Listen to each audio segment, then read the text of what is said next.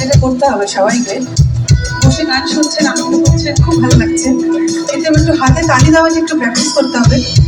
তালে তালে কিভাবে আর একটু শিখিয়ে দিই। 1 2 3 4 1 2 3 4 1 সবাই মিলে একটু তালির আওয়াজ শুনি, শুধু তালির আওয়াজ শুনবো।